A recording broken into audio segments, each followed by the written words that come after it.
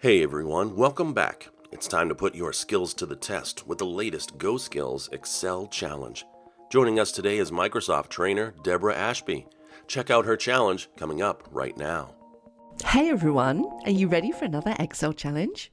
Here's the scenario. I'm a student and I need to keep track of how many assignments I've completed. So I've put together a progress tracker that updates when I select a checkbox.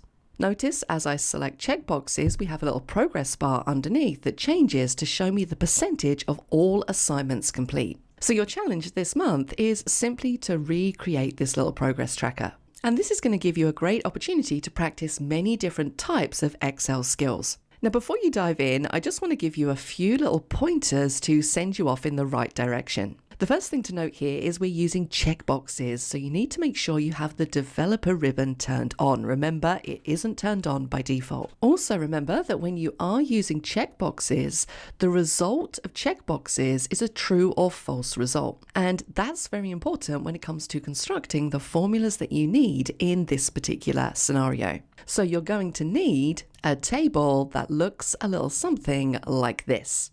Notice that this updates depending on what I have selected. I also want you to make sure that when you hide this table from view, that it doesn't delete the progress bar that you've created. And the final thing is really just related to formatting. I don't really mind how you format your progress bar, but you can see here that I've used a gradient fill and I also have a background fill on my data labels. So that's this month's challenge. Now I have my own solution to this that I happen to like very much. So download the exercise file and let me know if you have the answer before we release the solution video. And don't forget to hit the subscribe button below to get notified. Do you have what it takes to complete this challenge? To get started, click the link below to download all the files you need. Let us know how you're doing in the comments section.